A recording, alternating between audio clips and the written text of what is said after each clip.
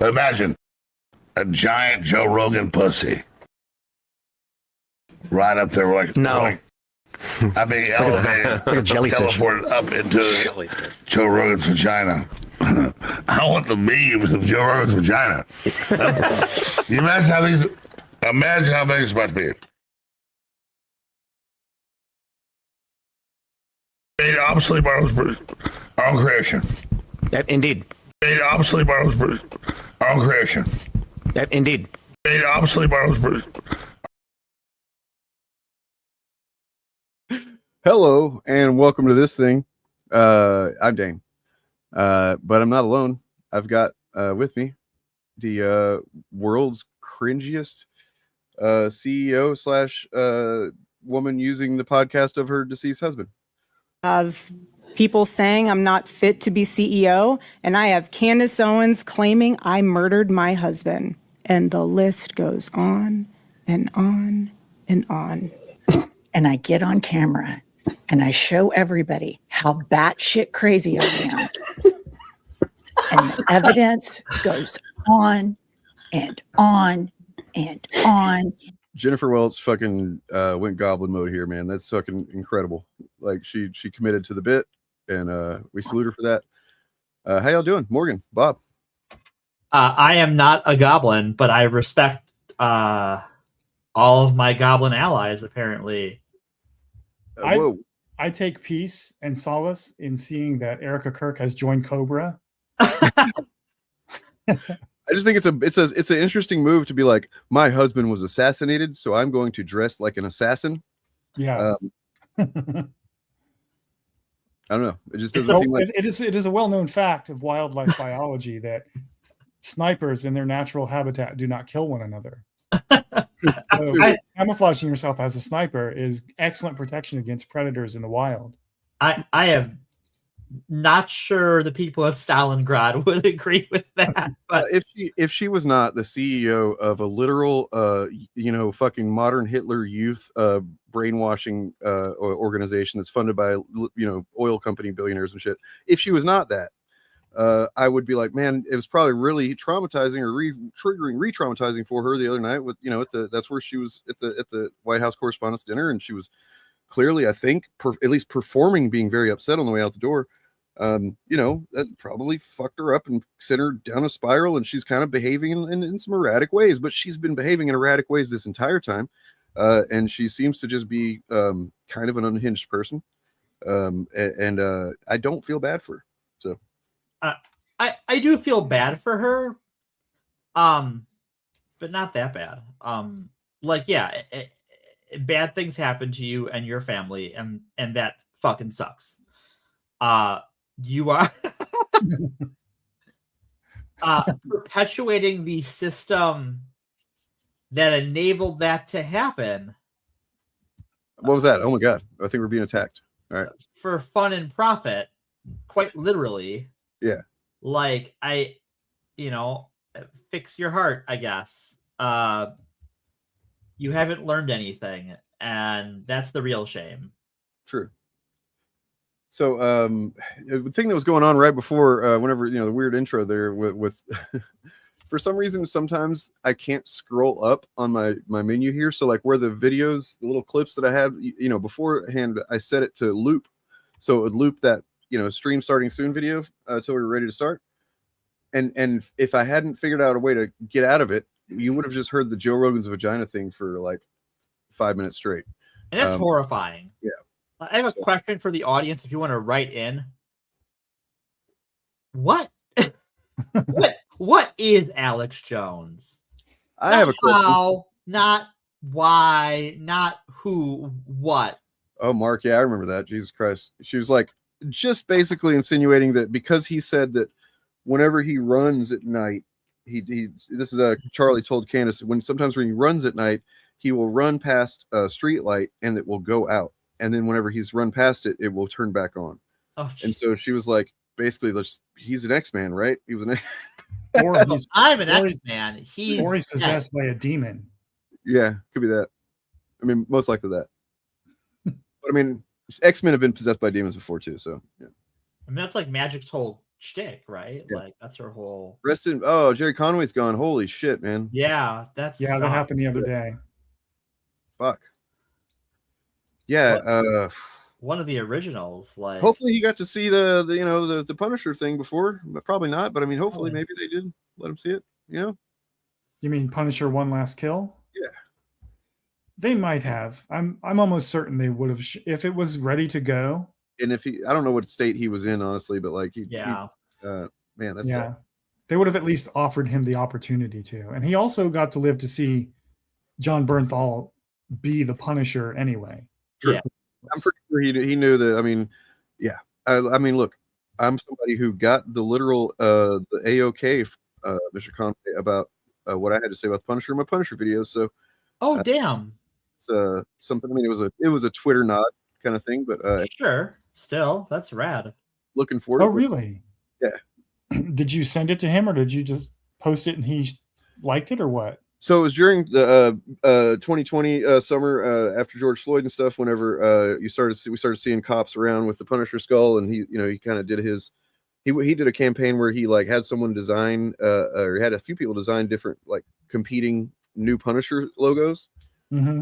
And then he was saying that, trying to basically get lobbying Marvel to use that and then also selling merch with it. And the money went to BLM or whatever. And that was pretty cool. So I made I'd made my videos months prior to that, but at that point I then took the two videos, part 1 and 2, and I trimmed out a lot of the crap that was unnecessary. And I just trimmed it down to here's what the Punisher should be about. Here's what he's not about. And here's why it's bad. And, made it like basically half as long, one video, 45 minutes instead of two, totaling hour and a half. And I put that up, and then I sent it to him whenever I saw he was very active about the topic at the time. So, I asked him what he thought. Nice. Awesome. Nice. But that's super rad. Yeah. Man, that sucks. I mean, I guess it happens, but I didn't. All right. Do have a poll here that I'm going to go ahead and try and show. This is the first time we've done this here. Oh boy, got a poll. Uh-oh. Is Daredevil Born Again rad as fuck? 1, fuck yep. 2, shit nah. Yeah, because there's been some chatter lately about how it apparently has lost 50% of its original audience, and that means the show is doomed. Oh, I don't know if that's the case. I just I mean, they've already shot season 3, so they're gonna air it. Yeah, they seem pretty committed to getting at least these 3 seasons out, so that's pretty cool. Yeah, and that whole discourse is just the usual chud catastrophizing of completely normal things from television industry. Maybe it's gone beyond chuddery now. I do think the 50% thing is a real statistic, so it's like at least they're basing it on something real this time. Yeah, but what I mean is that it is normal for the second season of a show to lose a significant portion of the viewership from the first season. Or you mean studios incorporate that into their model of what success looks like. You mean like how they will seize on a movie that has a 68% drop in its second weekend? Yeah, right. A Marvel movie that is intentionally made to have a big opening weekend, and then expected to some degree that it's going to drop at least 50%. They probably expect. Like studios know that there's going to be a drop off of the second week of a movie or the second season of a show, and they include that in their internal calculus of what constitutes success for that project. And then people make videos going, "Oh, it lost 50%. The show is doomed," or just click farming. That's all they're doing. Pretty much. Well, it's like when Eric July had for his issue 1 for Isom had this big thing, and he's like, "Oh, I'm going to maintain it." It's like, well, no, comic book, like any comic book, novel, series, what have you, loses about 50% readership from issue 1 or volume 1 or book 1 to. Yeah, that's why I said with the most confidence I've ever said anything in that when I first covered him that number 1, might do well or is probably going to do well, or maybe I made it after, I forget. But yeah, do well. But then after that, I promise it's going to be a much different story. And now here we are. In matter of fact, and we can talk about this because it's kind of part of the overall thing that I wanted to look at. He is now doing what he has always said was a bad thing. He talked shit on having distributors because he said that's a middleman. That's somebody else taking a slice out of your money when you can just sell directly to the customers, right? That's something he said for years now since he started the Rippaverse. Now he is very, very proud to have announced a partnership with a global distribution company called Hatchet or something. Hatchet Media? Yeah, Eric DeBunks has a video on it. And yeah, it seems like he's just going against everything. Not only that, but he's actually saying that he's never going to do all the shit talking and stuff like that he's done in the past. He's not going to criticize other people and other media and stuff. And he said it's just silly that he ever did for so long once he started the Rippaverse because he's a serious business and blah, blah, blah. And it's just so fucking funny. And he is, according to Eric's research, has deleted several videos totaling over 100,000 views in the last week. So it seems like he's trying to clean up his image for some reason. He's worried about people seeing something that he's said or done. And he's swearing that he is not going to be coming back to doing that kind of content, that he's going to talk about the Rippaverse only. So whatever it is, he feels it's either, I mean, he presents it as if this is this great opportunity that he's earned with all his hard work and sales and stuff, when really it just seems like yet another pivot to doing a thing that he swore he wouldn't do and said he was against, because as everybody can tell, the Rippaverse is not fucking doing well. And so apparently this Rippaverse comics in hands across the world, blah, blah, blah, blah, and in shops and stuff where he previously said that he didn't want to sell them. So like how anyways, yeah. So yeah, I don't want to go on too much of a tangent, but like I'm gonna make a comic book. I'm gonna make an indie book. Also, I don't want it in comic stores.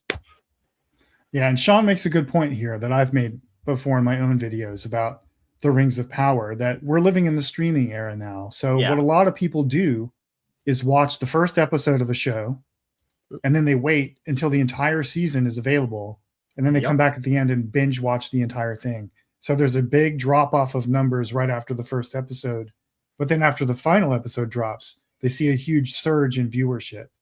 And this happens to so many shows that people make clickbait about that it's ridiculous. It really is pretty crazy. And like with the new the Darth Maul Star Wars show that's on, I haven't watched it yet because I have a finite amount of time, and I've been watching Daredevil for this. Really very good. People like it. People seem to like it. I just the concept I was kind of lukewarm on, but well, I mean, I was kind of like, really, Darth Maul? He's like kind of half the man he used to be, I thought. A couple of times now. But apparently since that show's come out, like Acolyte has had this big viewing resurgence. Yep. Yeah, I saw that too. It's kind of crazy. And so that's just how streaming works. And apparently She-Hulk was the most popular show on the Disney platform when it was airing, or shortly after it aired, I don't know how Disney gauges this, but with non-core Marvel audience viewers, apparently. Well, I don't know if you guys remember, I think maybe it was the last Christmas time or something, that suddenly for an entire weekend, The Last Jedi was the most watched movie on Disney Plus. Yeah. Like, it's crazy how this happens. That's because it's a good movie. Right. It's the best. It's objectively the best. Yep. But I've got to go get something out of the mail real quick for Jen's late birthday present. Oh, happy birthday! But I do want to kick over to you guys talking about any kind of. Have you seen any Chud failings lately, or Grifter specifically failings? Like, because I've been seeing some specific signs of stuff. If you want to, you could kind of play that video that's loaded up in the Twitter clip there. It's up to y'all. Sure.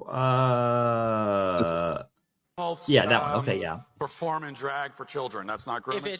If it's in sexual in nature, then that would absolutely be. Isn't drag sexual in nature? Isn't that the definition of drag? No, I've met a variety of. You've been to very wholesome drag shows. I know. Bring Granny out to the drag show. I don't think so. I mean, quite literally, I've watched drag shows at like old folks' homes and stuff like that. Which you shouldn't do that either. Don't do that. But regardless. So don't do the drag for the kids. Don't do the drag for the grannies. Just don't do the drag. Now you're grooming Granny too. Don't do that. Don't. So God. You brought up.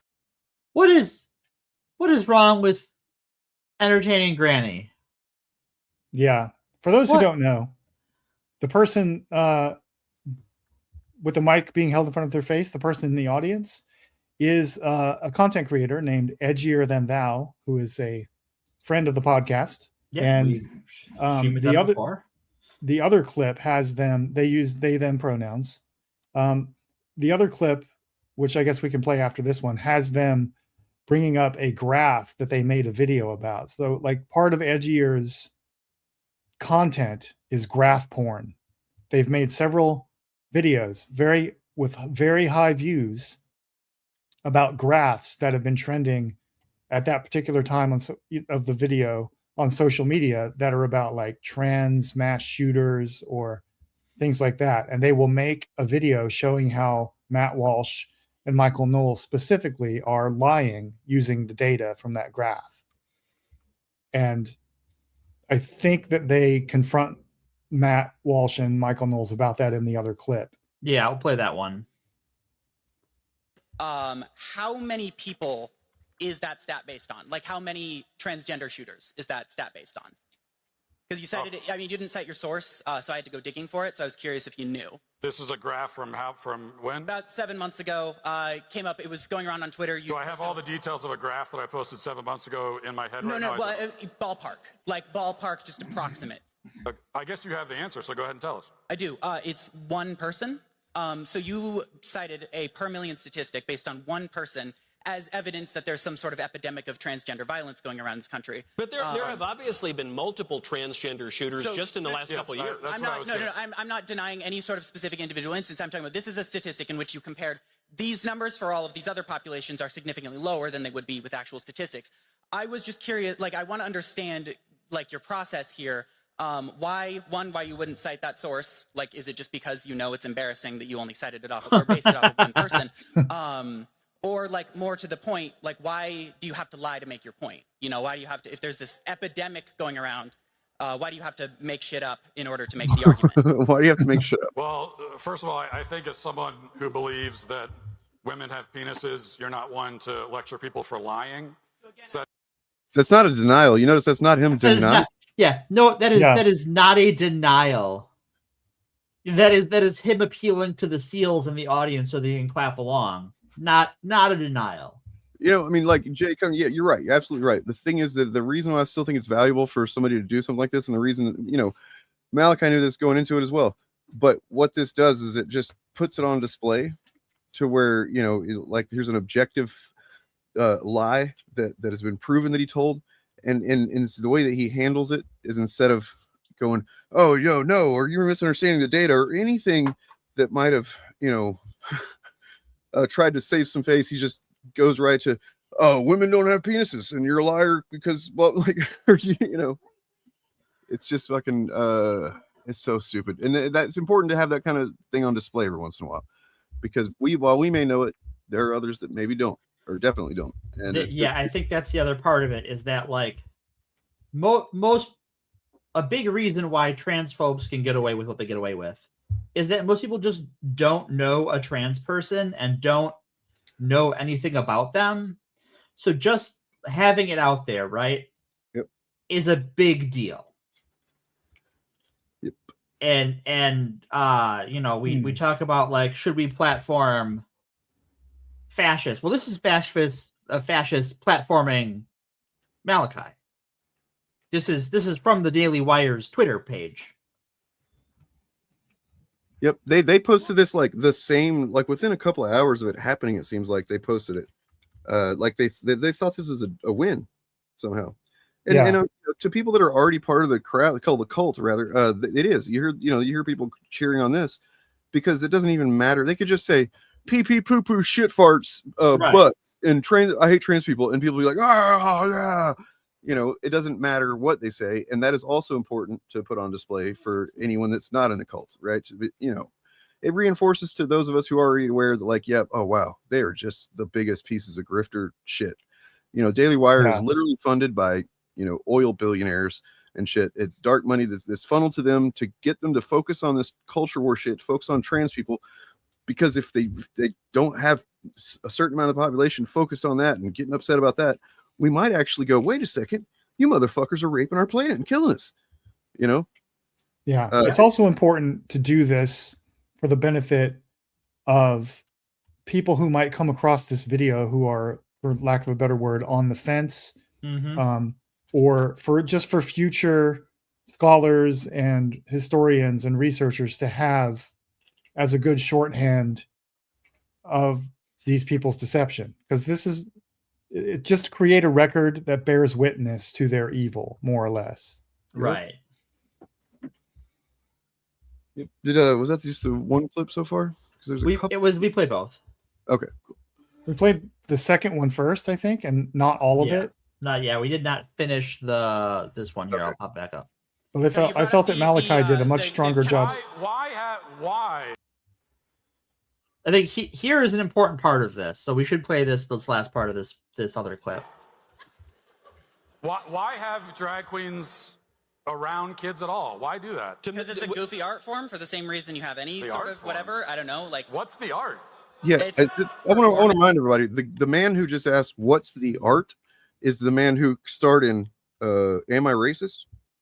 Lady Ballers, and then also just his daily fucking content that he puts out, and he wants to know he wants to explain to him what the art is, as if he has a fucking even a remotely human concept of what art actually is. So this clarified something for me, because I let me you blow this up to full screen.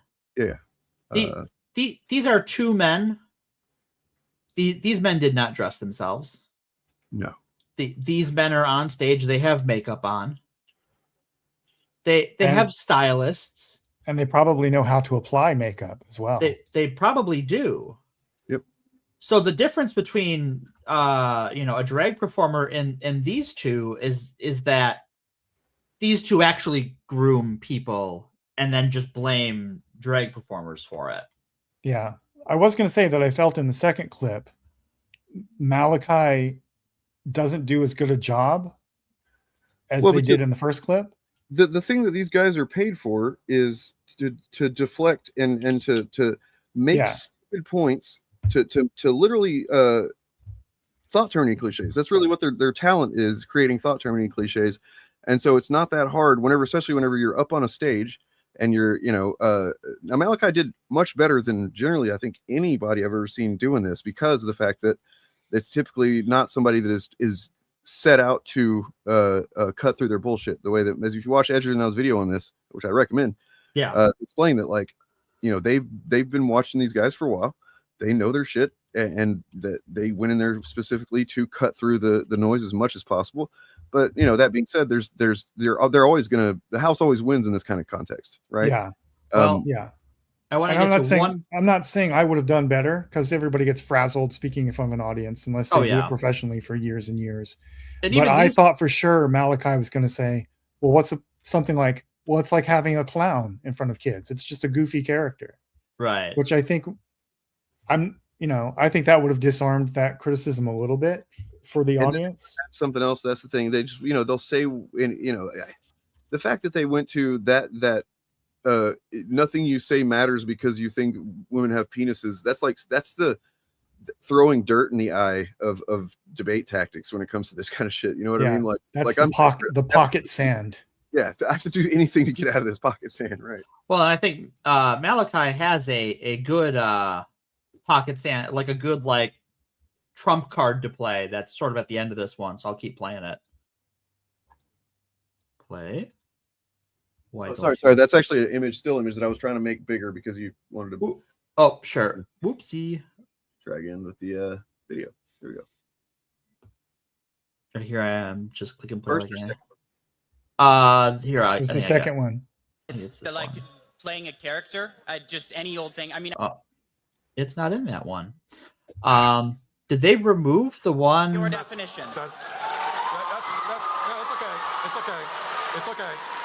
Again, so there's an extended version where they bring up when it comes to the grooming stuff that Matt Walsh and co are very okay with the groomer in chief. Right. That's the one they didn't actually post that apparently. I don't know where Malachi got it actually, if they didn't post it, but I can grab their video and we can look at that from there because it is notable. Yeah, and the kind of takeaway that Malachi has in their video about this is this is how you need to, if you're ever going to confront these people, you need to bring this up because Yeah. So I linked in chat for everyone. This is the link to Malachi's video. I would recommend checking it out. They do good work.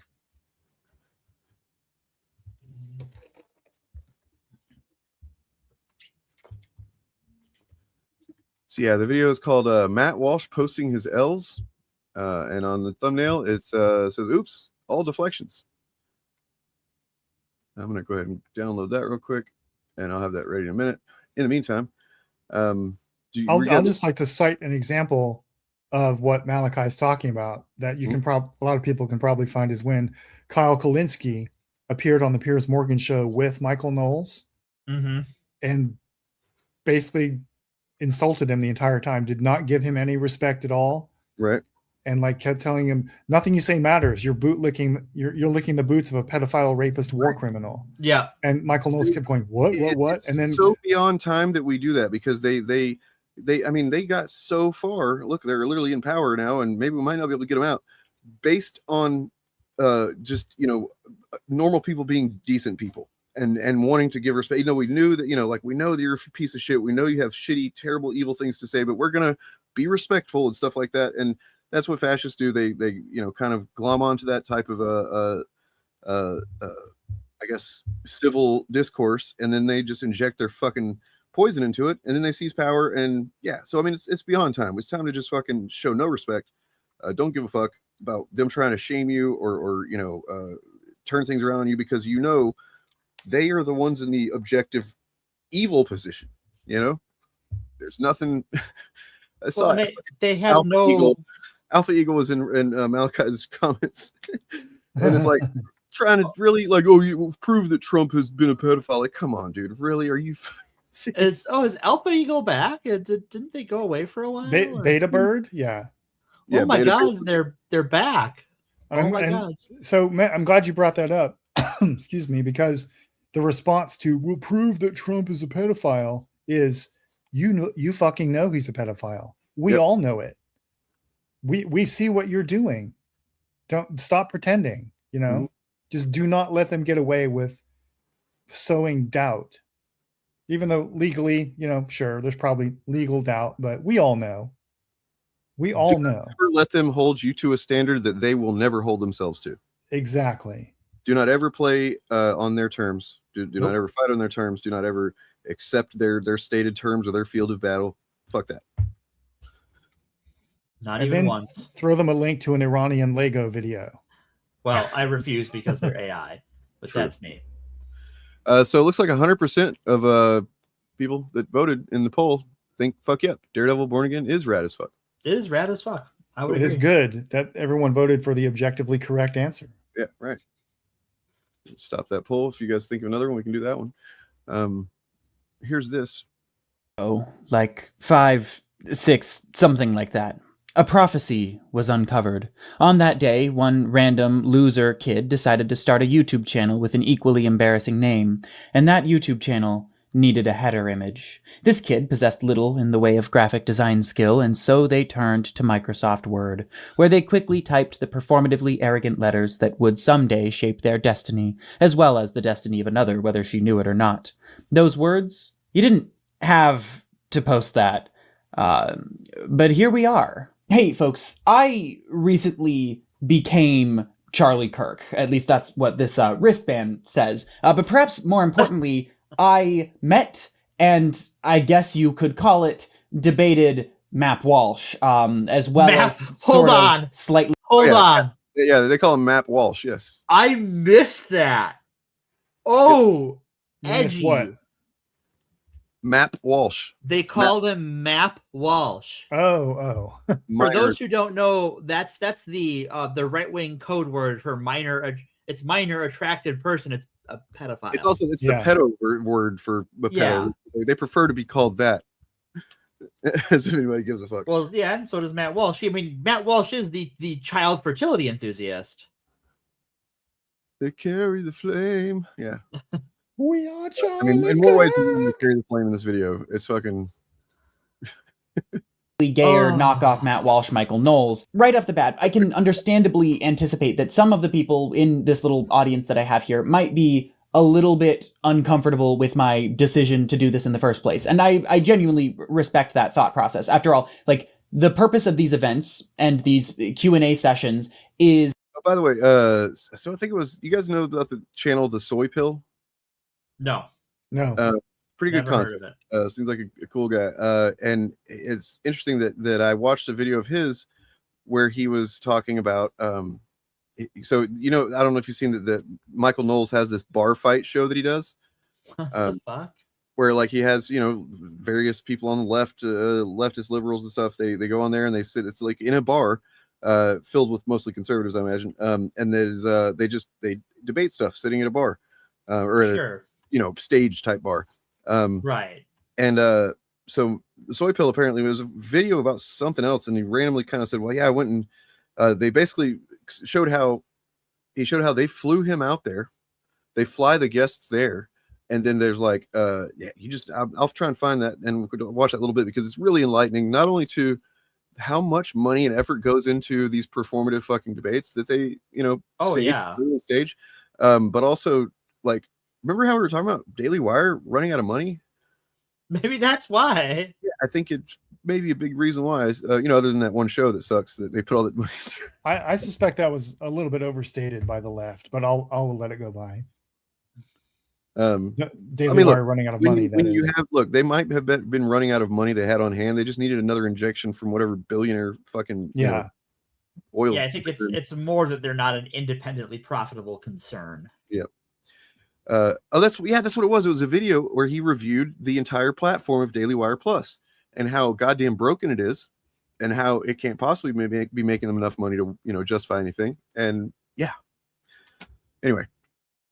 Is for the genuinely, like, deranged evil people at the Daily Wire to take advantage of the fact that the average liberal college student doesn't have the same kind of media training as their political pundits who do this for a job. So you get a lot of liberals and leftists and whomever stumbling over their words, struggling to make arguments, getting flustered in the moment, things like that. And that can be used as fundraising propaganda and broadly fuel an anti-variety of minorities hate train, depending on, you know, who it is that's talking. And that's all true. That's what they do. Nonetheless, I follow these people quite closely, and more to the point, I'm quite intimately familiar with the things that they say, when they say them, and why they say them. And so I feel like I'm more qualified, despite my admitted lack of media training, to talk to these people than, like, most of the folks that want to argue with them or debate them. That's not to say that I did a perfect job in this conversation. In fact, I intend to do a longer video at some point where I cover some more of the details of this event and probably get a little bit more granular about my conversation with these two lovely gentlemen, and, you know, talk about some of the mistakes that I made and some of the things that I could have done differently. But I know them well enough to at least make the point and stick to it. And I think that I successfully did that in this conversation. My question revolved around the subject of one of my most popular videos, where I debunked an anti-trans graph that Matt Walsh himself perpetuated basically purported to argue that there was this epidemic of transgender violence. Now, I did a whole video. You were saying that something about the Daily Wire's troubles being a little bit overstated by the left. Is that what it was? I think. Specifically, have you eaten dinner yet, Bob? Because I think you've got some words that you need to just start scarfing. Well, let me clarify before you feed me some crow here. That specifically what I had in mind was back when they were doing the Pendragon cycle, when it was in production, and Jeremy Boring stepped down as head or co-CEO to be the head of whatever division was making that TV show. I think that was blown out of proportion because shifting an executive from one position to another for creative stuff within a media company is not a sign of its financial strength or weakness. Just like people who said, oh, Jennifer Salke stepped down at Amazon because Rings of Power sucks, or Kathleen Kennedy's being fired. It's the same thing coming from the left, I think. So here we've got the Daily Wire fires half of its staff in mass layoffs.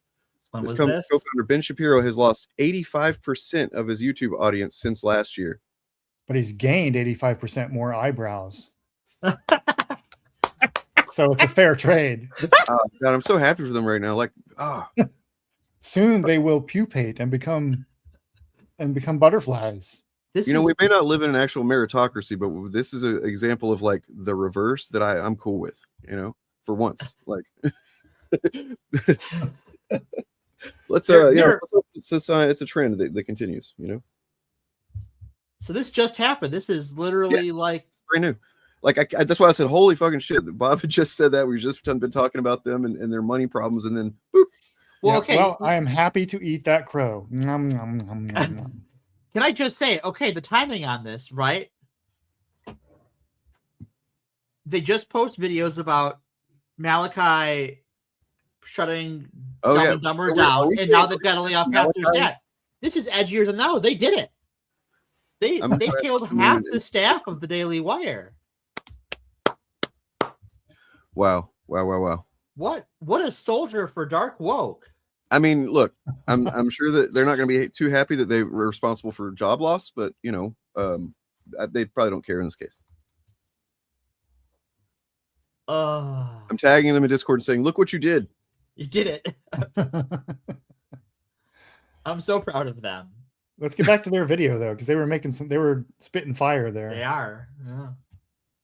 Yeah. Let's see. Here we go.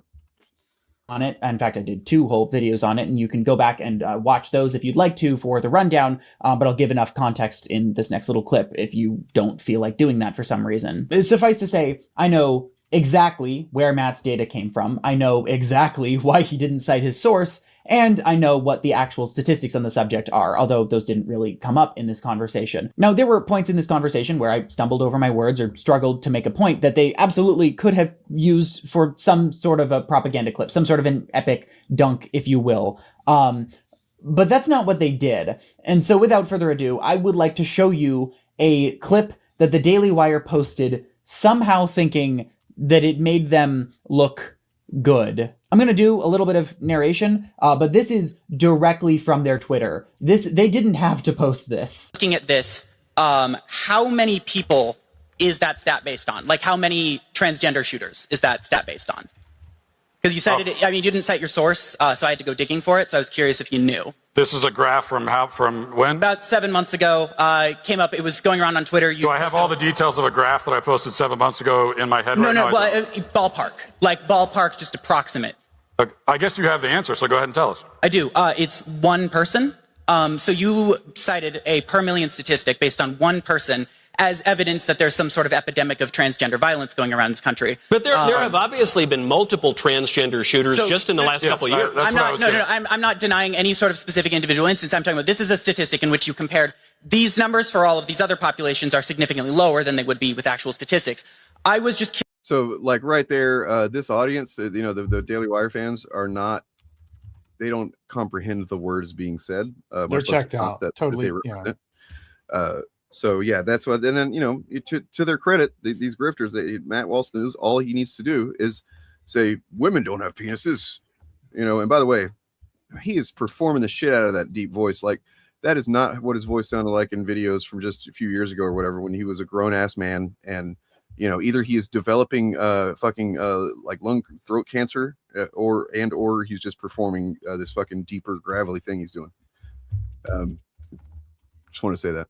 Worth remembering here that Matt Walsh was also a couple years ago inadvertently called out on the Joe Rogan show for inflating the numbers of young people who are getting, I think it was surgery. It may have just been gender affirming care overall, but it's just gender affirming. It was literally it was surgeries, I believe. It was just gender affirming care, because it was just about the number of youth in the country that were receiving gender affirming care. And he's saying it was in the millions. So in the millions, and the number was in the low thousands. Yeah. And Joe Rogan, I guess to his credit, he just accidentally stumbled into being correct on that one. Yeah. That might have been before the CIA got to Joe Rogan, though. Yeah. Let's continue on here. curious, like I want to understand like your process here. Why you wouldn't cite that source? Like, is it just because you know it's embarrassing that you only cited it off of, or based it off of one person? Or like more to the point, like why do you have to lie to make your point? You know, why do you have to, if there's this epidemic going around, why do you have to make shit up in order to make the argument? So this clip isn't quite over yet. It's got about 10, 12 seconds left. And here. That's the same thing as, you know, we talked about when it comes to these guys doing their downvoting campaigns and their mass flagging or whatever to the acolyte or whatever it is, where it's like, if it's bad, just let it be represented in the organic audience's response to it. You know what I mean? Well, no, they have to develop these fucking you know, inorganic campaigns from the moment a trailer drops in many cases to just, and then they're like, oh look, it's so bad. It's like, man, not everybody's that stupid. Just enough people, I guess. That you may think that there's a little bit of a problem here. How are they going to respond to everything I just said in 10 to 12 seconds, right? I mean, after all, like Matt Walsh is going to later claim that this is an attempt at a gotcha. It's not a gotcha. It is a direct, provable instance of Matt Walsh lying about statistics in order to demonize a population of people. There really isn't any coming back from a mistake like this for... Apparently there really isn't. There really isn't coming back. Like, you literally will fucking essentially have your business gutted for getting caught in a lie like this, it seems like. Yes, professional political pundit with a... Sorry, if you lie this badly, then dark woke strongest soldier will come and eviscerate you. Apparently so. That's fucking amazing. Research team. Anyone who knows anything about any of these subjects would have immediately clocked that this is an embarrassing lie. Matt Walsh didn't clock it, either because he's really, really stupid or because he doesn't care. It's because he doesn't care. But in any event, I directly and correctly... We don't know that it's not because he's stupid. It's both. It's both. It could be it's both. both. So, point of disagreement there. Yeah. But please don't you know, have me fired or anything. Dana, I have bad news. Dark woke magic's on me, Malachi. Jesus. I just got the code. You've been no. Yeah, I'm sorry, Dane. All right. Your appeal went through. You've got a stay of your execution. Woo.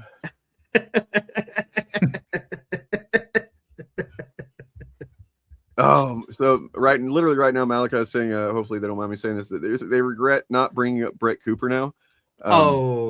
Saying like, they said they were so tempted to ask about their talent hemorrhaging, quote unquote talent.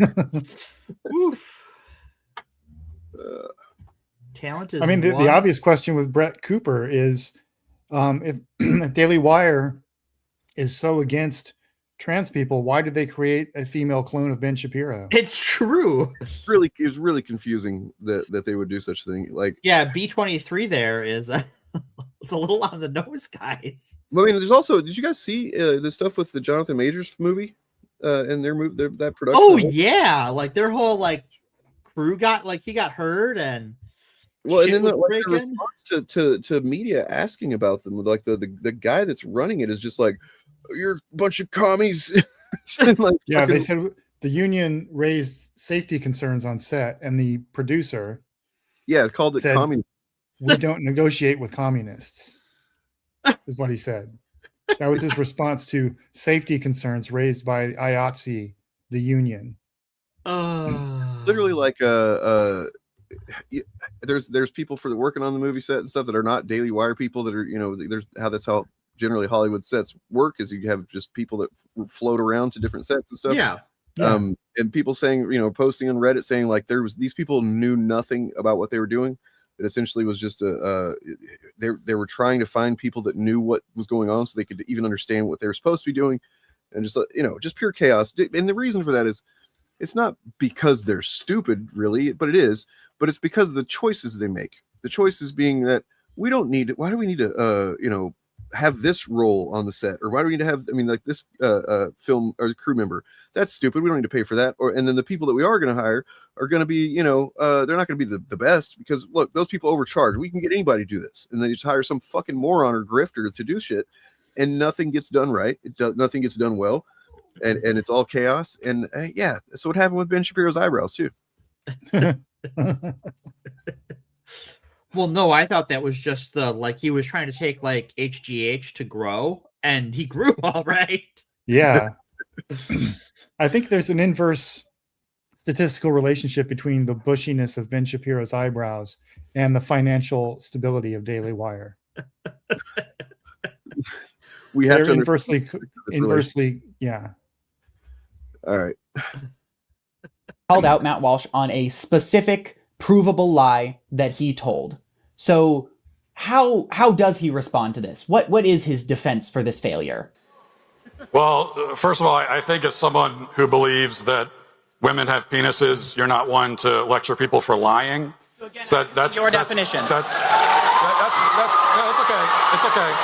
okay.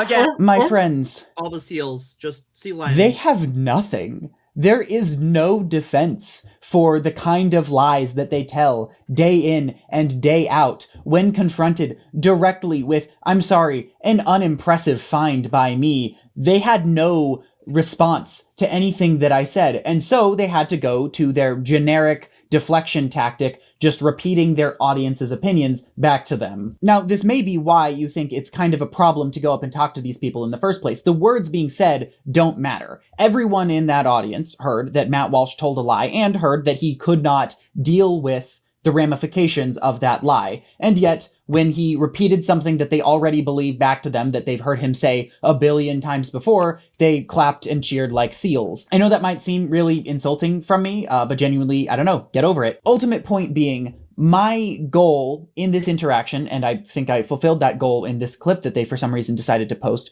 was to avoid teeing them up for the thought-terminating cliche, and yet demonstrate that they'll go for the thought-terminating cliche regardless. That it doesn't matter what words you say, all they have are buzzwords and slogans that they can use to rile up their audience and get, clapter and applause and things like that that don't properly address any of the arguments actually being made. I doubt that the Daily Wire or Turning Point are going to use any of these clips for much more than just the tweets that they already made. I think it would be quite silly of them. I mean, some of the conservative bottom feeder accounts, like the people who just spend all day posting clips of other people talking, have reposted it. I don't understand why that's an industry that exists. I don't understand the appeal of it. But regardless, I doubt that those will go very far either. But I did notice one thing that I found very interesting about this whole clip debacle, and that is what they chose specifically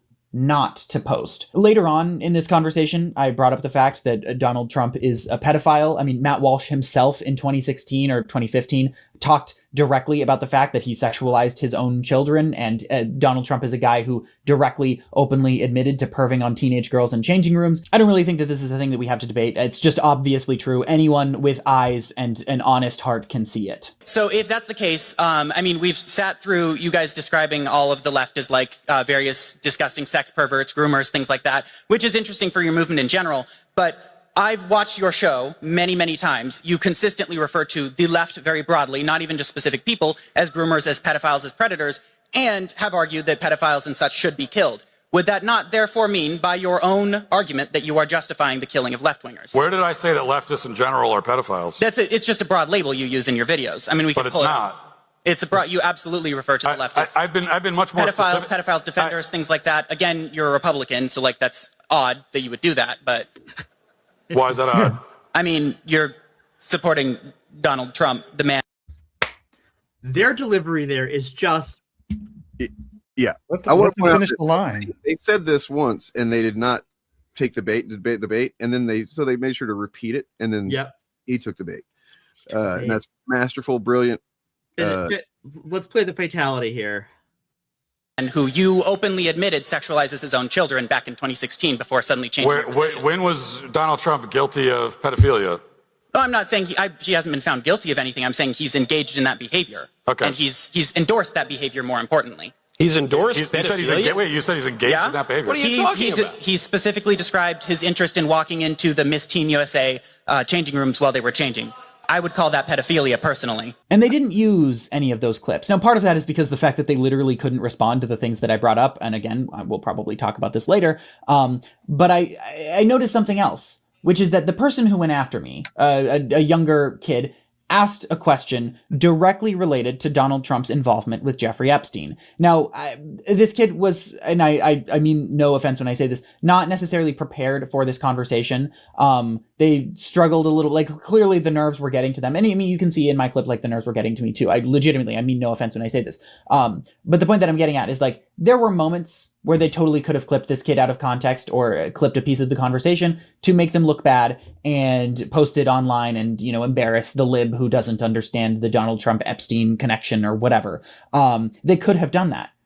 But none of those clips, as far as I can tell, have showed up on any of their social media.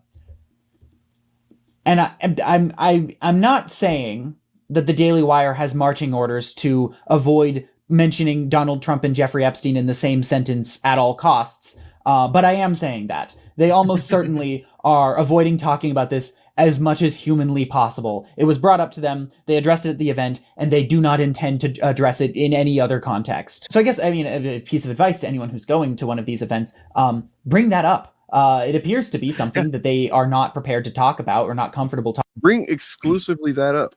Several of you should go, and all of you should, you know, stand up there and act like you want to say something different, but all of you say the exact same thing. That's what should happen. Yeah, what's your professional opinion on Trump's association with Jeffrey Epstein? Wow. Because it's that easy, folks. It's just like, hey, what this I mean, is I'm actually going to check. I'm not trying to like debunk Malachi or anything, but I am curious looking at their social. I'm going to look at their social media and see if they actually did end up posting anything about that. I doubt it. I think they're probably spot on with this, but yeah, talking about. And it's one of. What's up, Bob? Sorry. I was going to say, if the only thing they ever hear from the audience at events like this is, why are you supporting the pedophile, rapist, war criminal president? They won't be able to make content. I mean, literally, that should be, you know, and ideally, that should be everything that everybody that resists this shit and wants this administration gone. That should be what we do. It just, you know, for many reasons, because it's the most objectively evil and fucked up thing that they've done. Well, I mean, one of anyway, depending on how you want to weigh. It's a long list. If you want to weigh all the deaths of the Iran war and you know. Just the stuff that Elon Musk did when he was there for a few months, like that's going to kill millions of people, and he's going to skate on that.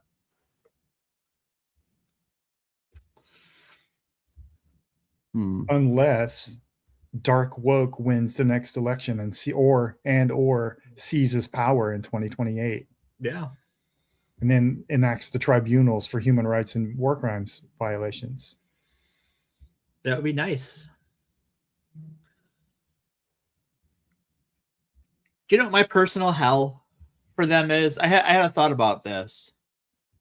Because these people are all very serious people. And I don't believe in the death penalty, but I do believe in humor.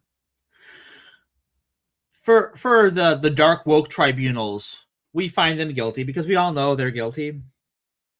And we land them up with a firing squad. But it's just like kids with Nerf guns. And then we lock them in a bounty castle. Yeah, just for the rest of their lives, right? But they're stuck in a bounty castle. That's their prison cell, is a bounty castle forever. Because I was going to say that sounds like fun, but if you make it forever, that's forever torture. Yeah, right. For the rest of their natural life, they can come out to eat and relieve themselves, and that is it. Back in the bounty with you boys. Right? Exactly. It's just. They just go into the bounty castle forever.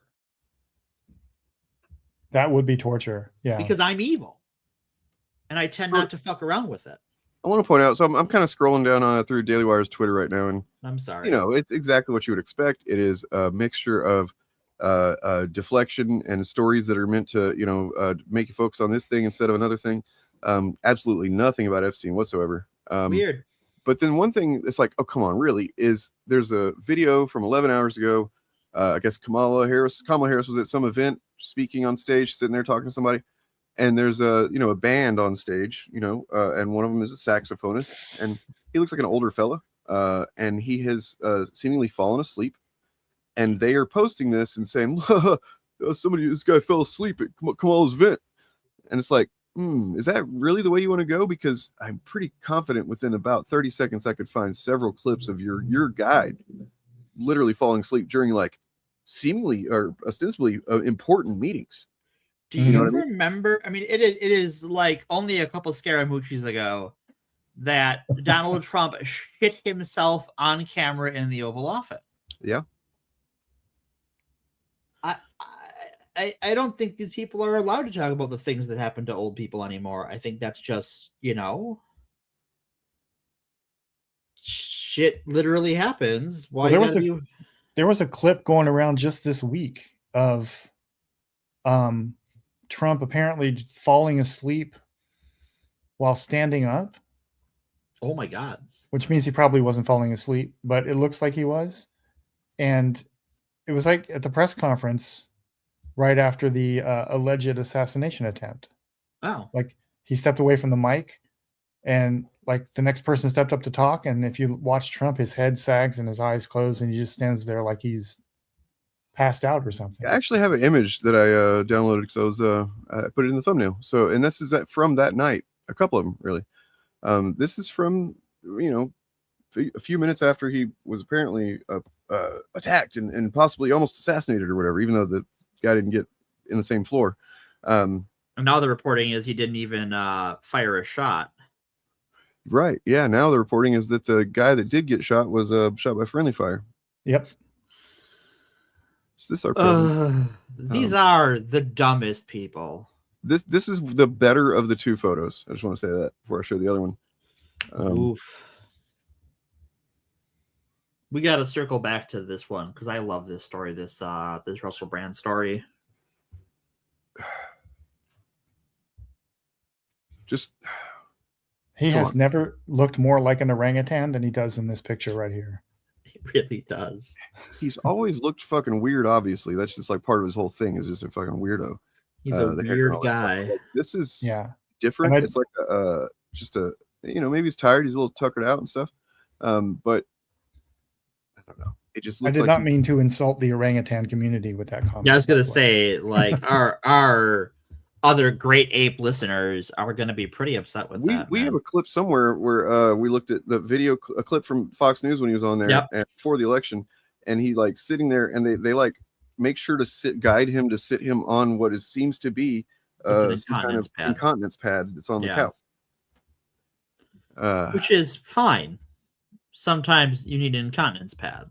No fucking shame in that. Like now the thing about it, this is him shitting right here. That's what that is. That's the shit.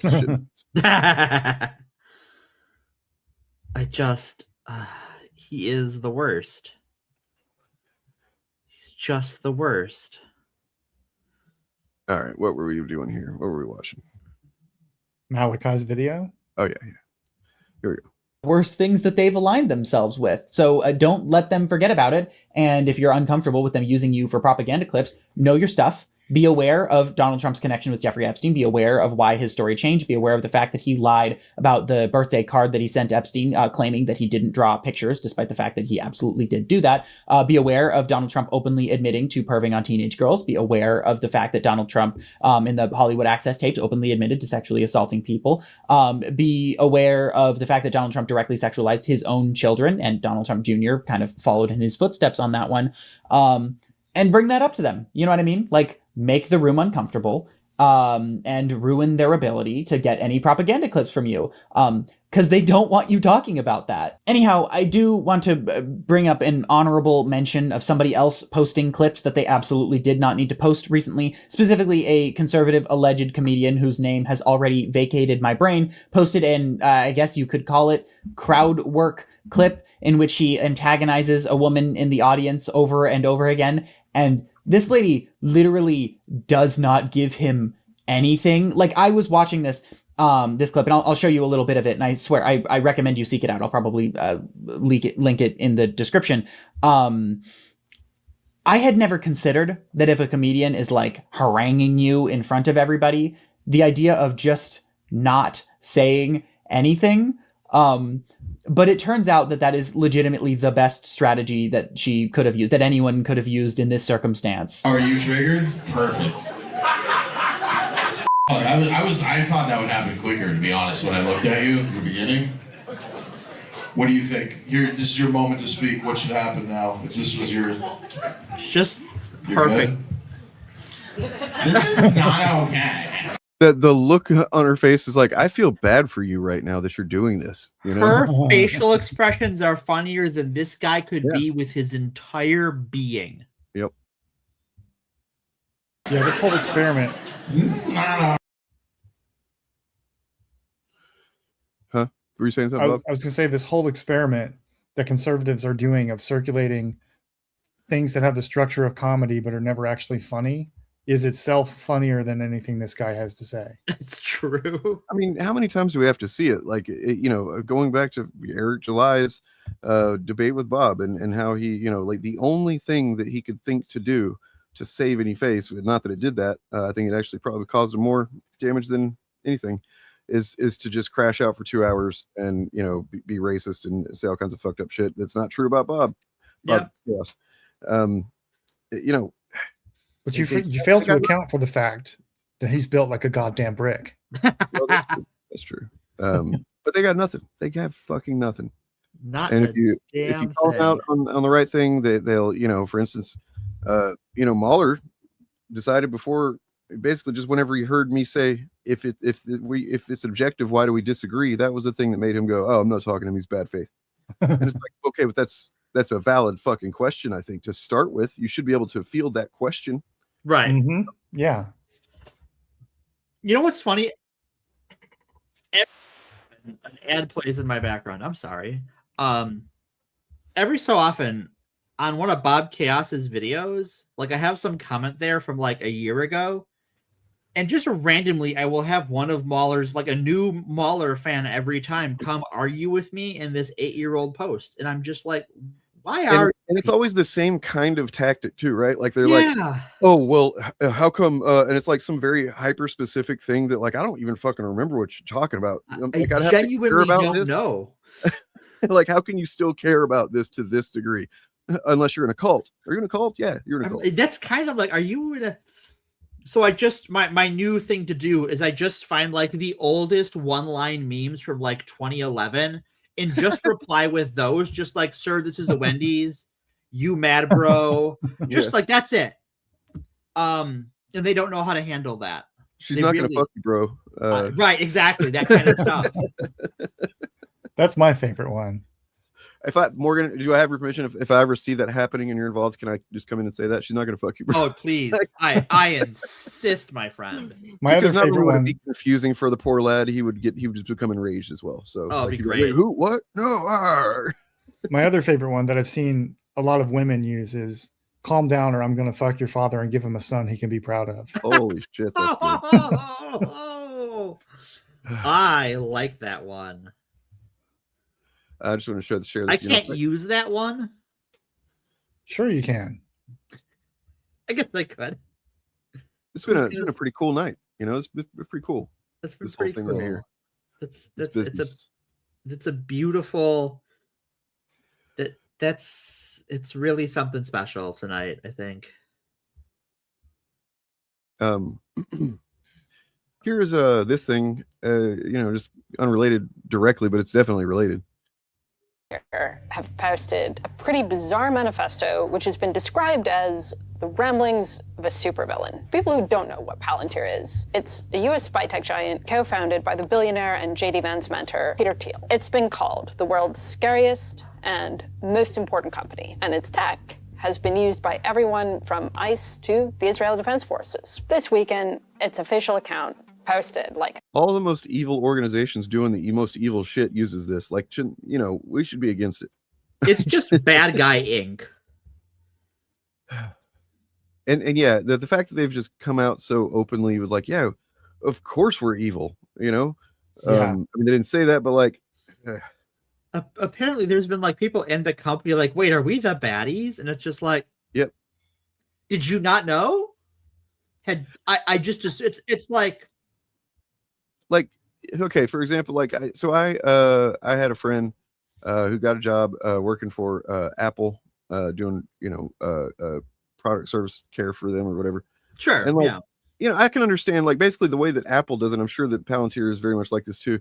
They have a culture that they indoctrinate you with whenever you know come into that thing. It's like you're being awashed with their propaganda on a daily basis, and you're you know incentivized to fucking not think negative things about them. And then that over a long enough period of time, you probably are only thinking about the potential good uses of something like this, or maybe even giving examples of like a good way that you know this has been blah blah. And yeah, I can see being kind of lost in the sauce until suddenly you're like, wait, what the fuck are we doing? Because it's not like Raytheon. Like Raytheon, right? Okay, so like Raytheon, it's interesting because there's a lot of queer people in the military. It turns out. Yeah. And Raytheon hires those people. And so Raytheon has like pride events and like and internally too, but it's still Raytheon. Where like Palantir doesn't even have that. They're just like, nah, fucking kill the queers. Which is like, really odd because Peter Thiel is gay. Is gay, yeah. He's openly gay and had a boyfriend who died mysteriously. Well, that's kind of part of the whole thing, right? He's only openly gay against his will. You know, Gawker fucking outed him. Right. That was the whole reason he fucking went after them and took them down.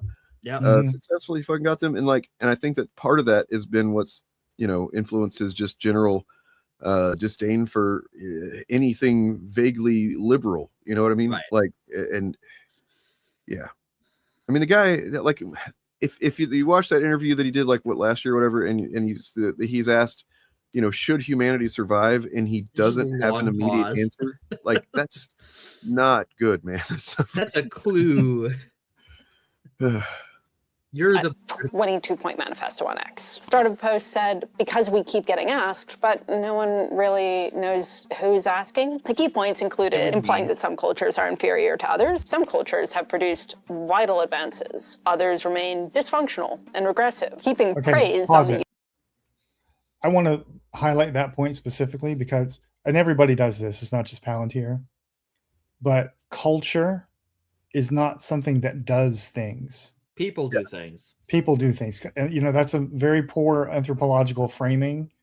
Culture is what groups of people create to describe the meaning of their experience to themselves. Why whenever like, you know, for instance, the main person I think of when I think about the conservative claim or argument about that we're not racist because we're not saying that not black people, it's their culture. Mm-hmm. Right, it's Ben Shapiro. This is one I specifically remember hearing make that. You know, once I started really paying attention and being like, dude, that's a really fucking Weasley way of just saying it anyway. You know what I mean? Yeah. And this is so when people say that like one culture is better than another culture, that's them telling those people that what their experience should mean to them, right? Like like black culture, to take an example. Right. Somebody says black culture, some racist will say like black culture does X, Y, and Z. What he's saying is your experiences as black people should not mean to you what you say they mean to you. It should mean what I say. Right. Yep. Yeah, it's just, I don't know. I hope somebody's making like a list and documenting all of these things, and just there needs to be one spot where everybody can go to find all the tropes and all the, you know, I don't know. It's in China, probably. Okay. Probably. U.S. for its role in global peace and progressive values, while saying that America should reinstate the military draft, and saying that free and democratic societies need hard power over soft power and moral appeal. Also said that that's fucking so stupid, dude, to think that they are in direct they work in coordination with one another, soft power and hard power. Right, you need both. Soft power is so that you don't fucking blow money on fucking missiles and shit like that you can't even defend your own country anymore because you fucking dropped them all on Iran in a couple of days time. Oops. You know what I mean? Like, Jesus Christ. It's also just the moral thing to do is to create relationships that, you know, are mutually beneficial and you know, but that's woke. How can these people be so smart and say this shit, right? Like, They're not, because they're not smart. They're not smart. Here's the I guess here's the thing, right? Is that I work with a lot of smart people in IT, right? I think everyone I work with is outside of like some specific cases is smarter than me. They're also morons because knowledge, a smart person is smart about one, maybe two, occasionally three things. Outside of that, they're as dumb as you are, if not dumber. Yeah. That's where the stereotype of the out of touch academic comes from. That's a Right. person who is extremely well informed and educated and extremely smart on a very narrow subject, and then on everything else they're a moron. Well, and because they devote conservatives so do a much of great their job energy. of seizing on that and saying, and that it's true. They can be like, well, these people, you're out of touch with the average person or whatever. And it's like, okay, that's true, but like to think that you're the guy that represents the average person, yikes. If I want to assign it like a derogatory name, Sam Harris disease. True. Oh, look, you know what? Somebody should make a video about that. Someone should. I wonder if someone has made a video about that, Dane. What do you think, Dane? Has someone made a video about that, Dane? I mean, it's not a channel that's called Dane AF or actual fandom. That's for sure. Oh no. Oh, okay. It's called actual context back then. It was, yeah. Silicon Valley had an obligation to help out in things like national defense and violent crimes, and the future is AI war, because if we don't build the killer robots, our enemies will build them. The weirder points included saying multiple times we need to be nicer to. Just to make it clear, billionaires that are pushing for AI and shit like this, and the reason that it's not like coincidental that they don't give a fuck about human beings or labor. They want to, because it's going to go there eventually anyway. And it's either going to go the way of they can replace us with fucking robots, or they're going to be forced to fucking give us good pay and benefits. Either way, they're going to want to get rid of us. Right. So like that's why they're like, hey, yeah, everybody should join the military. That'll cull some of them. You know what I mean? That's going to be the only thing that they're good for at some point, is protecting our companies as we fucking usher in the Peter Thiel's goddamn transhumanist fucking dystopia. Well, another part of it is these people are, like, in their own words, feudalists. They believe in a feudal system where you are a client to a monarch. We have become too unwieldy for them. We are getting online and talking to other people about, hey, wait a second. But here's a factoid, by the way, I found out recently. Do you guys know? I know you know because I asked on Discord, but audience, do you know what the minimum wage should be right now if it had grown commensurate to, just general inflation and prices and cost of living? Anybody got some guesses? I'm going to guess it's a very high number, higher than you might imagine. Yeah. Before I learned I might have been like $35 an hour, maybe 40. That seems crazy to even think about making that kind of money, but that's probably what it is. No, it's 60 something dollars. Thank you, Troy. Yeah, it's over Troy 60 fucking dollars. 60 and instead it's what is it? $7. The federal minimum wage is still $7.25. Yeah, $7.25. Like some states and some states and cities around the country have raised it to like $18 an hour. Yeah, 15 or 18. But yeah, what's crazy is that I would have thought about maybe $30, Sean. And that's the thing. We are so cowed by this shit that we can't even fathom what it. Our guess is not even half of what it actually is, or would be. Right? Like that's fucking. It's crazy. Yeah. Anyway, my point being that we're getting to a point where something's gonna have to give, and it's not going to be them and their money. It's not going to be them and giving a shit about workers. Why would they do that? Well, it is going to be them and their money. I hate to break it to them. I'm saying from their perspective, right? Yeah. That's the way they're looking at it. Public figures and billionaires. So this means not snickering at Elon Musk for not just staying in his lane and making boatloads of money. As Taylor Swift said, it's a good thing I like my friends canceled. But all of this is a worrying statement from an incredibly powerful company, one which demonstrates just how deeply embedded Palantir is in the Trump big tech axis, as someone from the tech nonprofit Fox Club told me. The list appears to be taken from the recent book of Palantir CEO, the controversial billionaire Alex Karp. That book laments a widespread complacency among engineers and founders who build photo-sharing apps, as opposed to collaborating with governments to secure the West's dominant place in the geopolitical order. Side note, this is the guy who drew criticism recently for saying that AI would disrupt the power of childless cat ladies, highly educated, often female voters who vote mostly Democrat, and for last year suggesting that Palantir wants, when it's necessary, to scare enemies and, on occasion, kill them. You might see all this as the self-indulgent rambling of a powerful tech company, but it speaks to a larger movement that's happening right now, where a loose coalition of thinkers and executives in Silicon Valley are more and more interested in a vision of tech power merged with state power. And what all of this indicates is that Karp views himself as not simply the head of a software company, but a pundit with important insights into the future of civilization, one in which the West deserves to be globally dominant and should use the technological might of Palantir to achieve this. And how's that working out for us right now? Poorly. I mean, if your goal, put yourself in the frame of somebody whose goal is to maintain the global dominance of Western civilization. And you've taken away the concept of soft power. You've killed USAID and a bunch of other overseas aid programs, and you're just trying to bully everyone into submission. How's that working out for you? Not great. Yeah. We have lost the war in Iran. Yeah. We've lost. It's already over. All the stuff we see right now is just cope. Yep. And that's going to, Iran's going to come out of this as another node of global power next to Russia, China, and the US.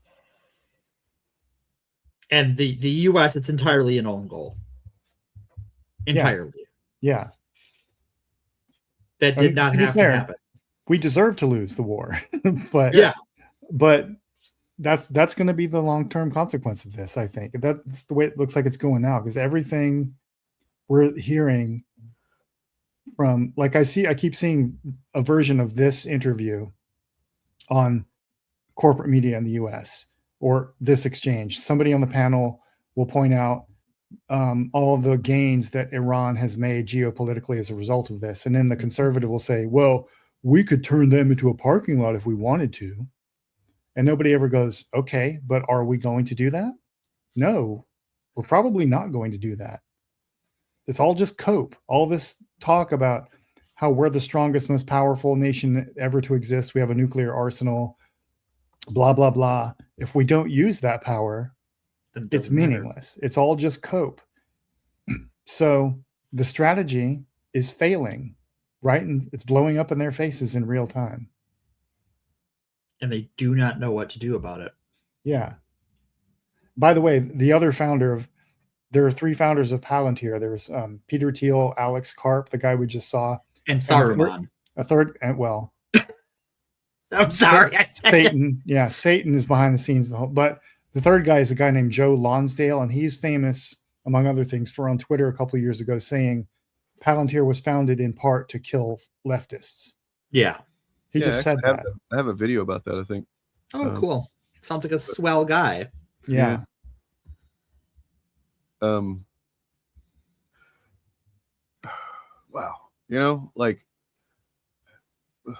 Spirit of Luigi protect us, I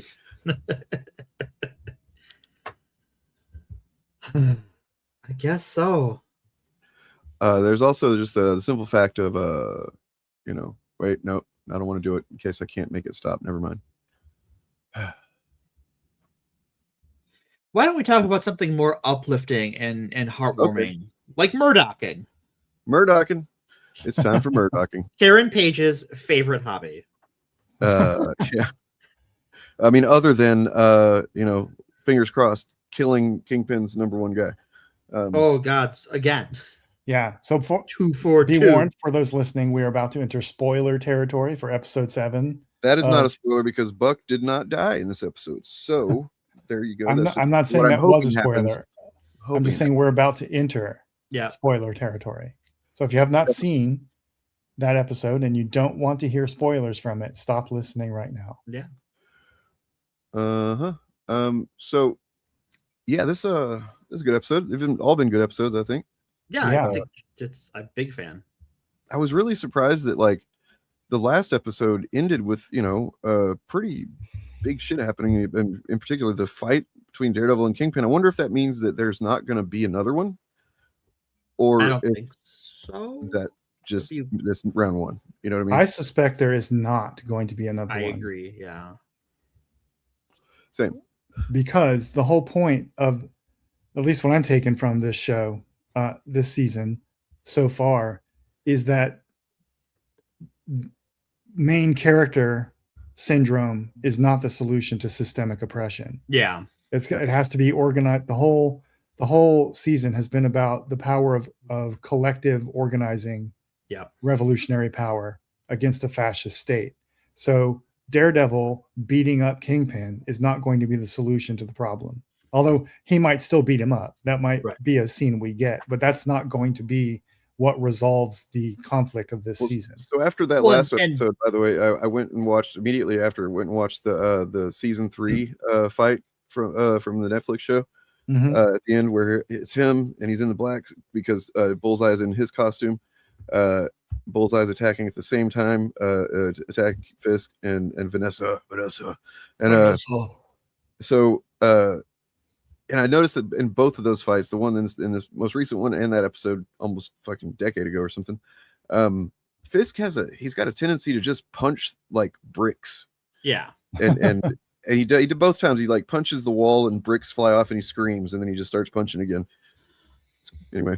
Well, that's kind of how Kingpin is in the comics too, though. Yeah, like absolutely. Yeah.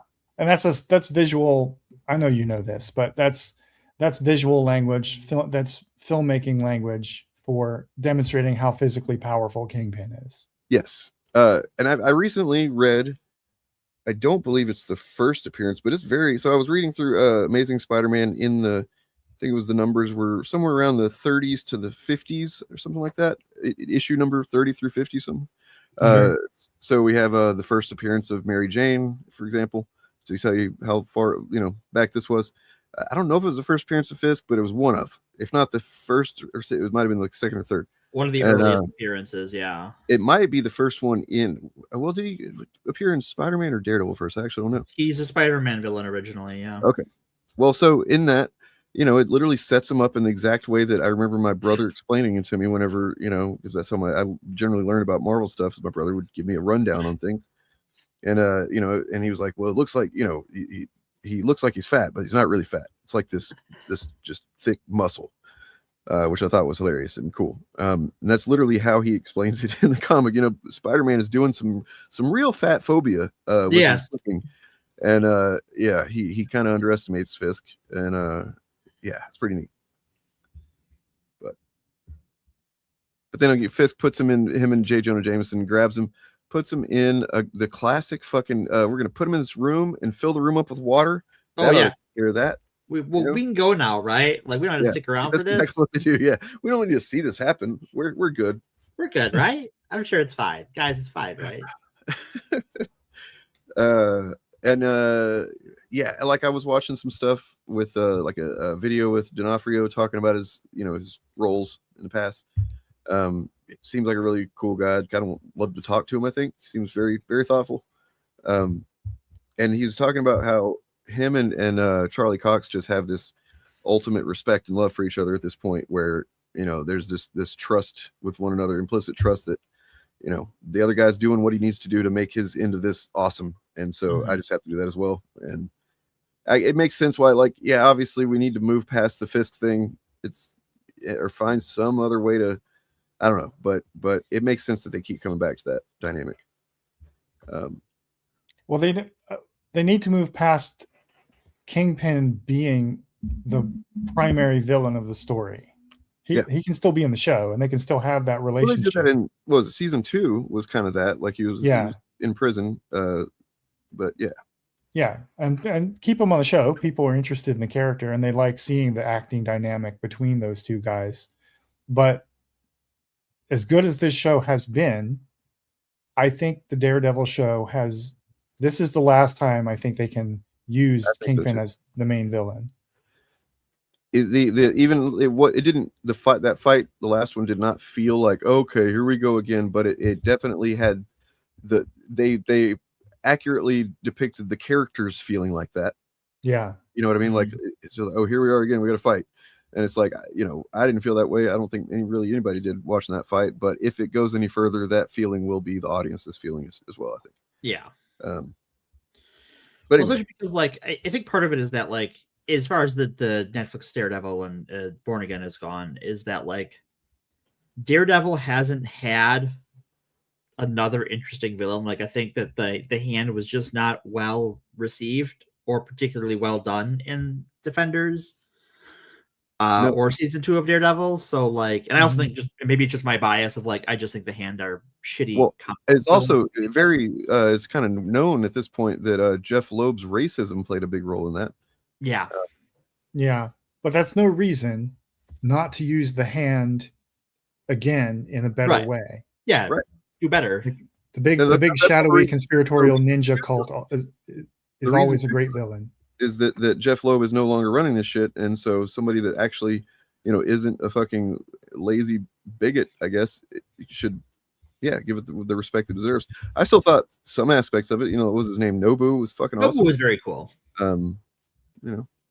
Yeah, just because it was badly executed doesn't mean it's a bad idea to try it again and do it better, because the globe spanning shadowy ninja cult is always a great villain for characters, street level characters who know martial arts.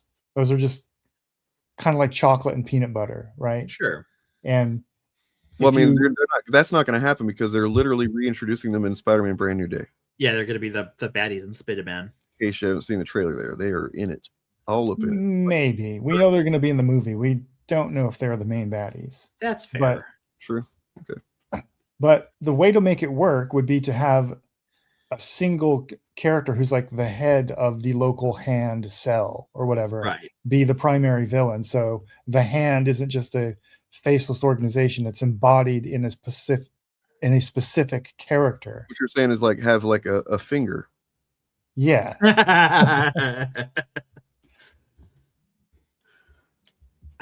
Makes sense.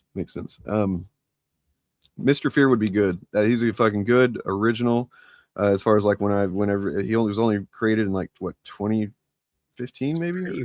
Pretty recent, yeah. Yeah, I've seen a lot of fan chatter that's who Matthew Lillard is playing. That's who he's going to turn out to be as Mr. Fear. That would be cool. That's I guess one aspect of it that I'm really kind of curious how it's going to go, because he did not turn out to be the presence I guess that I expected him to be in this season. He has a really flashy intro in the first episode, and then he just kind of fucks off to be like exposition. Like he does exposition and is occasionally exposited at, and like that's his whole character. The next time we see him after that first time is like, fucking Buck takes out his guys, like, oh well, and Fisk's like, yeah, bitch, what you gonna do about it? Which is cool, but like it just I thought that he was gonna be more consistently like I am running you, right. Kind of, but I guess it's also good to show Fisk is not gonna be, nobody puts Fisk in the corner. Well, so we should probably pour one out for Daniel. Yeah. He kept it real. He was a real one. He was a real one. I was not sure, like, not that I didn't like it, but I just was kind of unclear on like what the, in the meta context of this show is depicting a kind of fascist, authoritarian, taking over of a city that obviously maybe has some tangential coincidences to do with real life stuff. So in that regard, like, what did Daniel represent? Because I honestly kind of thought that he was further along than what he ended up being. I think Daniel represents I don't know what the name for this archetype would be, but the last person to cross the to come to the realization that this is fascism because they've been Right. benefiting from it the whole time, but they finally get there. He's the liberal. That's Well, who he see, is. and yeah, I see that now. But like, I honestly feel like that he was depicted as being more in line with, like, he was already making choices, and he was so much a yes man that I just didn't think he would have this room for doubt until he started having room for doubt. Daniel is the banality of evil. That's what he represents. He's Well, just a guy. agree, Just but doing his, what I think at the end he just represents is that until it is literally never too late to choose to do the right thing if you're in the exactly hierarchy kind of thing. But up to that point, he's just a guy who should know better. He's not stupid. If he looked around him, it should be obvious what's going on. But he's just doing his job. He's just following orders. He's not a bad person. Most people who met him will not look at his personal life and judge him a bad person. But somehow, body, that's pretty fucked up. What? He did chop up a body. Well, before he got to that point, that's what I'm saying. He's the type of person that fascism runs on. He's the person that isn't. Most people will not judge him a bad person. He's not. I just extremely mentally unstable. It was well known who Fisk was, and so choosing to be not only work for him, but to be like, I'm your fucking yes man. I will do anything you say right out of the gate, and Well, yeah, I mean that's sort of that's the point. That's the banality of evil. A normal person who should see what is obvious to the rest of us, but doesn't because he's benefiting from the system. Sees an opportunity, and just getting by, doing his job, keeping his head down, following orders, and he's not driven by some consuming need to destroy the world or whatever. He's just a guy following orders. True. Well, and I also think that there's a little bit of how could he not? Well, I mean, this is comic book logic, right? The Mayor Fisk storyline comes out of the comic, and it's purely comic book logic that you would elect this guy mayor. But then again, we also elected a criminally insane game show host to be president. So I think here in Meat Space, we don't have any right to judge. Literally, you can't say that. The argument that's not realistic is much less out the window. Yeah. But yeah, I give him respect as well. Hats off to him. The great performance of the character. You know what? I'm starting to think that sometimes, every once in a while, maybe a nepo is not such a bad thing. Yeah, well, he wasn't a nepo. That was Oh, he's the actor. The actor is James Gandolfini's son. For those who don't know, and the thing about nepo people in Hollywood is that being a nepo doesn't mean you don't have talent.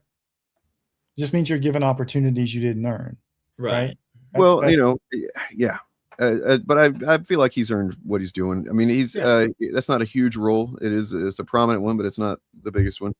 And then if you haven't seen, if anybody's ever watched The Sopranos, you appreciate The Sopranos, there's a movie that they did on HBO a few years ago where it takes place in the past from The Sopranos, and he plays Tony Soprano at that age. It's pretty cool. It's the first time I ever saw him, and playing his dad. That's cool. Or no, playing the character's dad played. Yeah. Yeah. I have a theory about, because I've been keeping my eye on Matt's ex-girlfriend. Oh, yeah. I cannot remember her name for the life of me. Heather is her name. She's doing great. I think she's handling things real well. She's very stable. Right. So I think this season or this episode is where I just figured out what they're doing with her narratively. She is going to become an actual supervillain. Yep. But by the end of the season, maybe a female version of Muse or something inspired by Muse. That could be interesting. That could, yeah. So I have a problem with her character. Broadly between both seasons, in that clearly she was added in the version 1 of Born Again and is, for lack of a better term, kind of a tumor character that she just doesn't fit precisely in what they came up with for the show we eventually got. That's why she is in it intermittently.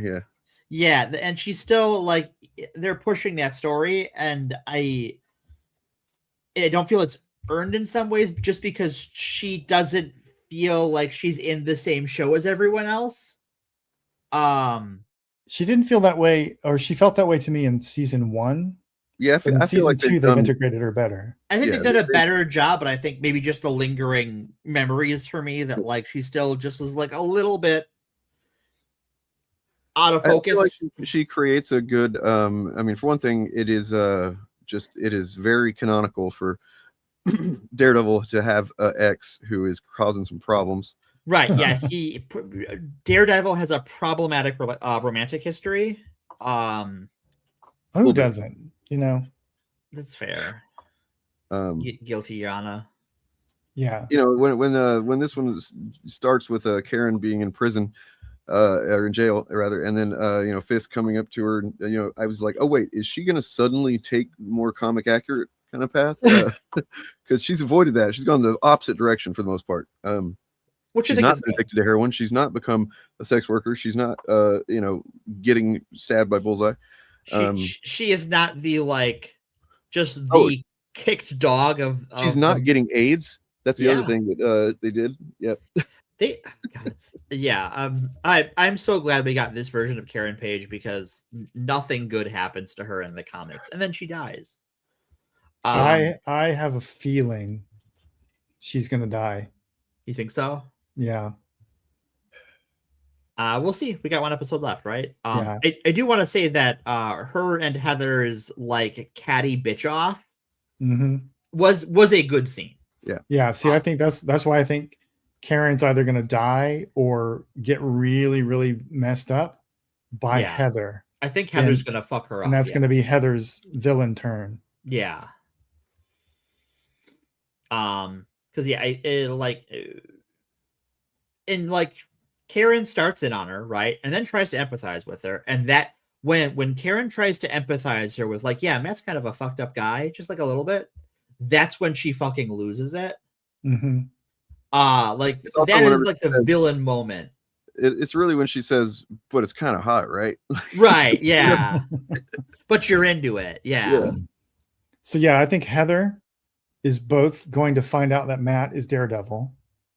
I think she knows already. I think she knows but doesn't know. Like she can't prove it, right? So I think Fisk told her, and here's why. So I was trying to find out, and I'm pretty sure I have now. She mentioned when she's talking about the things like Karen's past crimes, brings up her shooting Wesley. Mm-hmm. A finite number of people know about that. Yeah. And none of them are the legal system. Yeah. And before that scene, she has a scene with Fisk where it's like, don't you hate lawyers? And it kind of fades to black. Okay. So that's where Fisk he told clued her in. Right. Yeah. I got it. That makes sense. Yeah. And like, because for her, she sees like Matt being now that she knows, right? Assuming that I'm correct. Him being Daredevil ruined their relationship because he went back to being Daredevil, and that's what fucked things up for them in her mind. Yeah. Yeah. And Karen thinks Daredevil's hot as fuck, and to be honest, same girl. But so that just like tweaked the dial a little bit. Yeah. Oh, absolutely. That is not. It's not just he's picking up on it. Fisk is the guy who looks for that and agitating fucking that, targets it, and like, yes, I can use this. Yeah. But yeah, absolutely. So I want to answer this question here. You think next season they're bringing back Elektra? No. God, we already know who they're bringing back. It's the set photos are out. I'm not going to spoil anything, but we know which characters are coming back, and none of them are Elektra. Defender, I hardly know her. Oh God, please. Elektra might be one of my least favorite comic book characters. Yeah. Like, I don't actively hate many, but she competes to get a spot in that list because I mean, I will say that like Chip Zdarsky's run where she becomes a second, you know, kind of another Daredevil. It's probably the most interesting thing that's happened with her since I've been reading comics anyway. Like, you know, when I first got into reading a little bit about Daredevil, it was interesting to learn like, oh, she's this assassin that like she's not completely evil, but you know, so that's a cool dynamic. But that was basically the dynamic forever. Yeah. And so whenever she finally is like, I'm actually going to take, you know, he challenges her to like, you know, okay, yeah, you can kill people, you can do all kinds of shit when you kill people, but like, what if you don't though? What if you don't? And she's takes a challenge, so like wants to prove that she can do it, and that's far more compelling. And then she ends up starting to feel like the reward, the benefits of, just like not killing people and like actually helping people and shit. And that's a pretty interesting story. I will have to read that because I heard about that. I think you told me about it, but it was like after Chip Zdarsky had written Batman, and I don't like his Batman. Let me explain to you this. I understand why you wouldn't like the Batman. I can see somebody. His Daredevil run overall is, in my opinion, the best of any Daredevil. There's little pockets of great stories here and there over the years, but like as far as like a run, just start to end, fucking phenomenal. And it gets crazy. I picked up his the first trade of his Captain America run. Fucking shit, dude, is that good? And the end of it made me cry. Oh wow! Like I wept. I was reading on my lunch break, and I am crying at the end. I don't remember what happened in that, but oh, it's so good. It's so. Was that with the Colton guy? Yeah, with Colton. Yeah. So for those who don't, the other Captain America, the Iraq War Captain America. Yeah. Because they slid, for those who don't know, they slide the timeline as Marvel is wanting to do, where now the Avengers start after the Iraq War. Yeah. And Captain America isn't unfrozen until after 9/11. Yeah. It's crazy. And so, but right. And there's like some other guy, some redheaded guy who's been Captain America in the interim. Yep. Yeah. What's funny is when like once they get his style done, because the first few issues they don't have, and part of it is you're like jumping back and forth in his timeline. In the last couple issues, when they really like dig in on how they want to draw the guy, he kind of looks like what if Oliver Queen was Captain America, and like he's becoming increasingly like fuck the government, and I'm like the spirit of Oliver Queen has entered this man. So anybody that kind of pays attention is probably aware there is an event coming up with Marvel called I think Armageddon.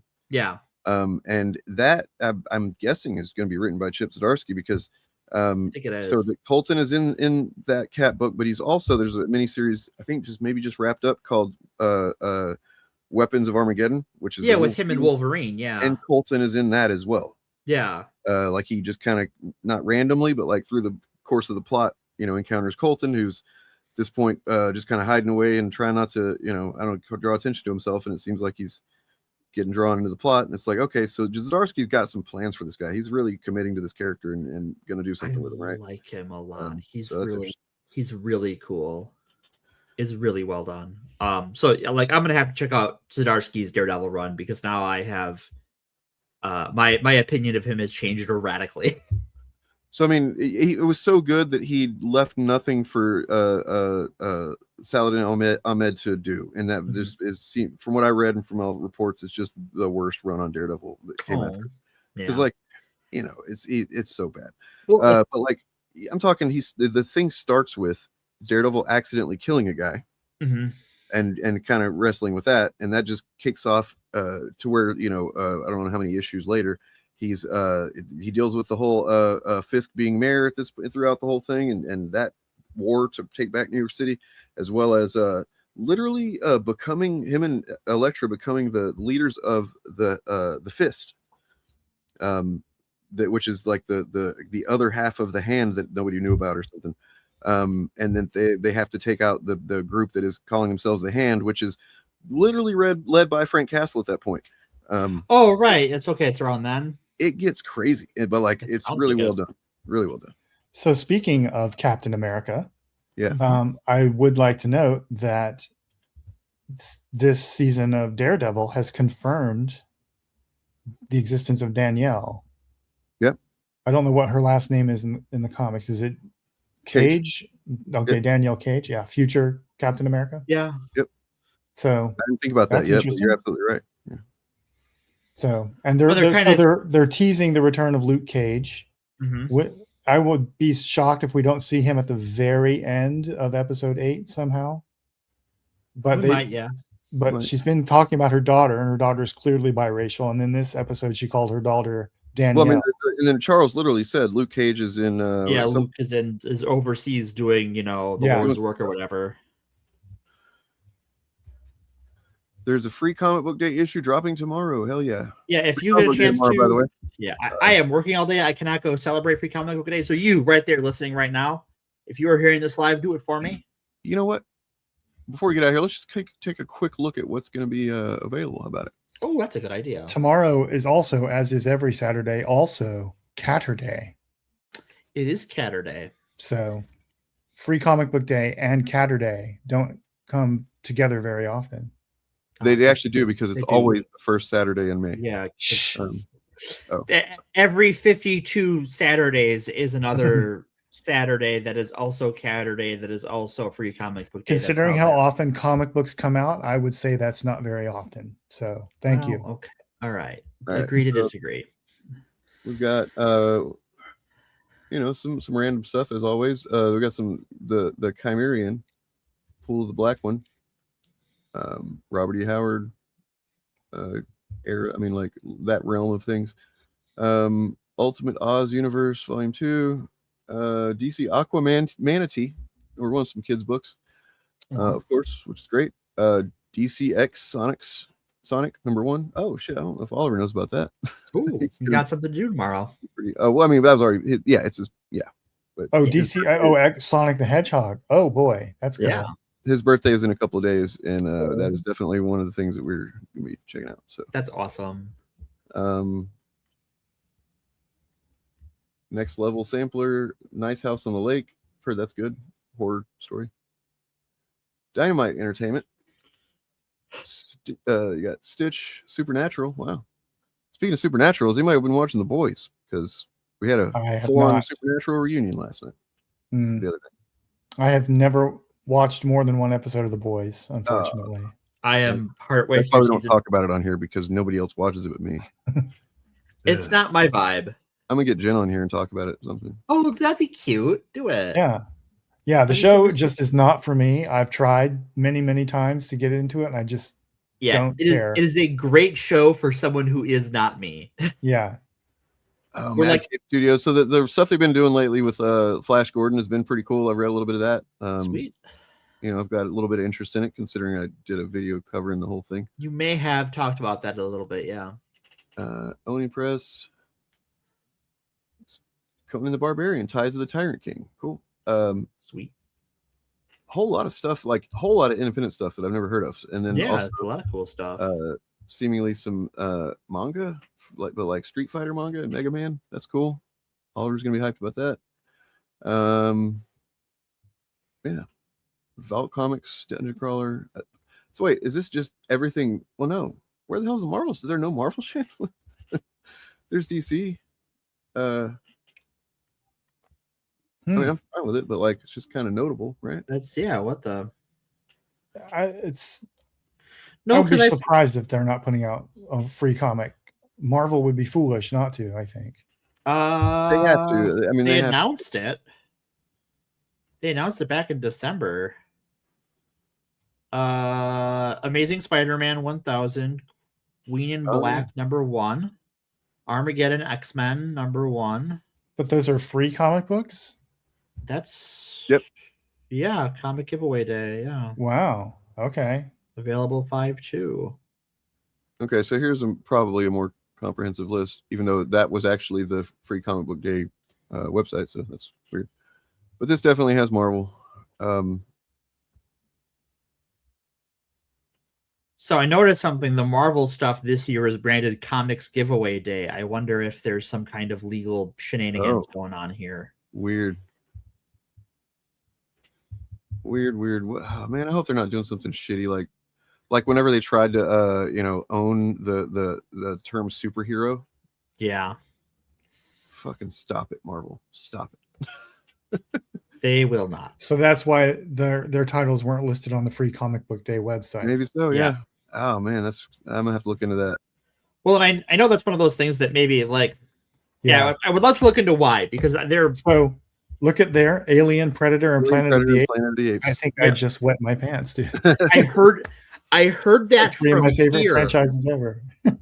I heard that from here somehow. Yeah. Well, Predator, the Marvel's doing a full Predator Planet of the Apes crossover miniseries later this year. fucking wild. And if they also put Alien in that, it's going to be weird. Although I would really like to see Marvel move past doing comics only about the classic version of Planet of the Apes and do some that are set in the reboot continuity. Sure. So I think that's a better fit for Predator. Distribution, Yeah. Publishing rather is the one that's making the choice. It seems like. I mean, I'm sure, right? So that is just weird. And like, yeah, it's technically different, but like this is the first year that's been the case. With there's been the logo Free Comic Book Day has been splattered across the tops of the covers of these comics since time immemorial. But I can see Penguin doing that because they're that kind of weird. And then I guess Marvel wouldn't really be in a position to, do anything about that, I suppose. Yeah, because if Penguin's the distributor, because that's Marvel's distributor now. What's the point? I guess. It's probably a tax thing.